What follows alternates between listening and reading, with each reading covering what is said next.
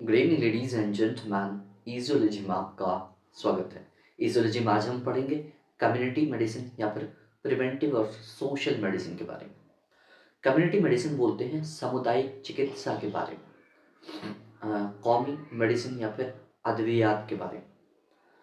हम किसी पॉपुलेशन को, किसी भी समाज को, किसी भी हेल्थ के रूप में किस तरह से प्रमोट करते हैं, बेहतर करते हैं। हम अपने सोसाइटी में हेल्थ के अवेयरनेस को किस तरह फैलाते हैं, किसी भी डिजीज़ को फैलने से रोकते हैं, उसे हम प्रिवेंटिव मेडिसिन या फिर कम्युनिटी मेडिसिन कहते हैं। आइए एक एक करके समझते हैं, ईजिली समझते हैं, आसानी से समझते हैं। पहली चीज़ जो है कम्युनिटी मेडिसिन में, it is a branch of medicine.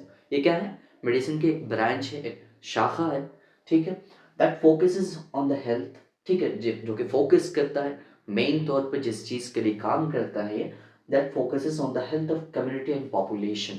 सामाजिक या फिर सामुदायिक चिकित्सा को प्रमोट करता है या फिर उनके हेल्थ को बेहतर करने का काम करता है, पॉपुलेशन को, कम्युनिटी को, समुदाय को। ठीक है, अब ये कई अप्रोच लेता है। It involves a collaborative approach to prevent diseases and promote health through a variety of strategies. कई रणनीतियों के तहत, कई तरीकों से ये हेल्थ को प्रमोट करता है और किसी बीमारी को रोकता है। कई अप्रोचेस के तहत एजुकेशन भी देता है। जैसे कि पहली चीज़ है हेल्थ प्रमोशन, हेल्थ को प्रमोट करता है। समुदाय में, कम्युनिटी में हेल्थ को लेकर के लोगों के बीच हेल्थ सेक्टर को अट्रैक्ट करने की या फिर हेल्थ सेक्टर में लोगों को आने की दावत देता है, प्रमोट करता है। दूसरे के हेल्थ एजुकेशन, लोगों के बीच, समुदाय के बीच, सोसाइटी के बीच हेल्थ की एजुकेशन को, अवेयरनेस को फैलाता है।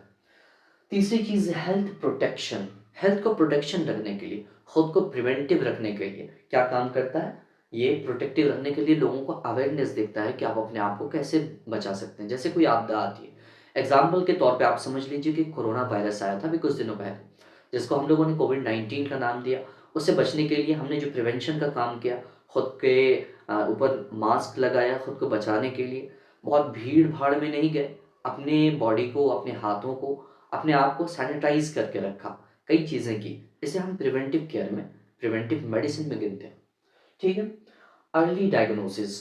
अर्ली डायग्नोसिस, मैं जिस फील्ड से हूँ बेसिकली फिजियोथेरेपी, अर्ली डायग्नोसिस में काम आता है, जो कि प्रिवेंटिव मेडिसिन का एक पार्ट है। ठीक है, कम्युनिटी मेडिसिन में, प्रिवेंटिव मेडिसिन में हम कई चीज़ का अप्रोच देखते हैं और उसको एलिबरेट करके बाद में समझाऊंगा। एक छोटा एग्जांपल दे देता हूँ कि जैसे कि हम कोई पेशेंट को देखते हैं तो एक नज़र में देखते हैं कि उसका गेट गड़बड़ है, वो चलने फिरने में एक बैलेंसिव वेट के साथ अपने बॉडी को लिफ्ट नहीं कर रहा है, एक बैलेंस के साथ, तो उसका गेट पकड़ में आता है, तो हम लोग उसको प्रिवेंट कर सकते हैं, आगे उस बीमारी को, उस चीज़ को बढ़ने से बचा सकते हैं।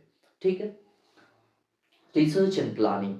रिसर्च एंड प्लानिंग, कोई बीमारी है, कोई चीज़ है जो हमारी कम्युनिटी में बहुत दिनों तक स्टैग्नेंट है, रुकी हुई है, और उससे ग्रसित होकर के लोग मरते चले जा रहे हैं। एज एग्जाम्पल टीबी है, कई चीज़ें हैं जिसके लिए हम लोग क्या बोलते हैं, पहले से, शुरू से पोलियो वगैरह कई चीज़ें लेते हैं अपने आप को प्रिवेंट करने के लिए। अभी कई ऐसी चीज़ें, बीमारी है, कोविड-19 है, उसकी तो मेडिसिन बनी है, जो हमने कई तहत लिया भी है, 3 मरतबा शायद के लिया होगा। ठीक है, उससे बचने के लिए। तो कई जो भी आपदा आती है ना हमारी कम्युनिटी में, उसके ऊपर रिसर्च होता है कि इस बीमारी के काउज़ क्या है, कारण क्या है। उस पे रिसर्च करते हैं और उसको डायग्नोज़ करने के लिए, पॉपुलेशन तक उसको लेकर जाने के लिए क्या प्लानिंग तैयार कर सकते हैं हम, वो काम करते हैं हम लोग कम्युनिटी या फिर preventive medicine. Identifying environmental and occupational hazard. Identifying environmental, ठीक है, एनवायरमेंट में, किसी ज्योग्राफी में, किसी एनवायरमेंट में किसी खास बीमारी का होना, इसका पता लगाते हैं, आइडेंटिफाई करते हैं। दूसरे क्या, ऑक्यूपेशनल हैजार्ड। ऑक्यूपेशनल, आप पेशे में, कई ऐसे पेशे इस दुनिया में अंजाम देते हैं जिस पेशे में किसी खास बीमारी का होना बहुत ज़्यादा है, उस हैजार्ड को ठीक करने के लिए, क्योर करने के लिए क्या प्रिवेंशन लिया जा सकता है उसको बचने के लिए। हम अब आते हैं इनसे हेल्थ का क्राइटेरिया समझ लेते हैं, हेल्थ क्या है। अकॉर्डिंग टू WHO, ठीक है, WHO के तहत, वर्ल्ड हेल्थ ऑर्गेनाइजेशन है एक, उसके तहत, उसके according health is a state of physical. Health क्या है? एक स्टेट है, ठीक है, एक स्टेट है। स्टेट मतलब कि एक वे है, एक रूप में रहता है। किस रूप में? Physical, mental and social wellbeing. इसका क्राइटेरिया क्या है कि जो इंसान, जो ह्यूमन बीइंग फिजिकली एक्टिव है, फिजिकली अपने बॉडी को ठीक ठाक रखता है, फिट रखता है, वो एक्टिवेटेड है, मेंटली ज़हनी तौर पर बहुत बेहतर है, इंटेलेक्चुअल है, अपनी चीज़ों को बहुत जल्द सीखने की सलाहियत रखता है, उसको ऑब्जर्व करता है, प्रैक्टिकल होता है, एंड सोशल वेलबींग, इस समाज के साथ, इस सोसाइटी के साथ एक वेल बीइंग अच्छे रिलेशन के कैसे किस बेसिस पे बनाता है, इस समाज के एबिलिटी के बेसिस पे वो कैपेबल है कि नहीं रहने के लिए। तो वो जहनी जिस्मानी तौर पर, जहनी तौर पर एंड सोशल वेलबींग, सामाजिक तौर पर एक बेहतर प्राणी का रूप है कि नहीं, वो बताता है। अब सोशल वेलबींग में कई चीज़ें आ जाएंगी। सोशल वेलबींग में आपका इंटेलेक्चुअल आ जाएगा, आपकी जहनी सलाहियत आ जाएगी, कई चीज़ें आएंगी, आपका इकोनॉमिकल बैकग्राउंड आ जाएगा, आप माशी तौर पर, आप कमाने के रूप में आप अपने लिए कितना बेहतर कमा पाते हैं, क्योंकि कमाने से ही आप अपने बॉडी को अच्छी खुराक, अच्छा भोजन दे सकते हैं, अच्छा एजुकेशन दे सकते हैं, इस सोसाइटी के लिहाज से अपने आप को बेहतर रख सकते हैं।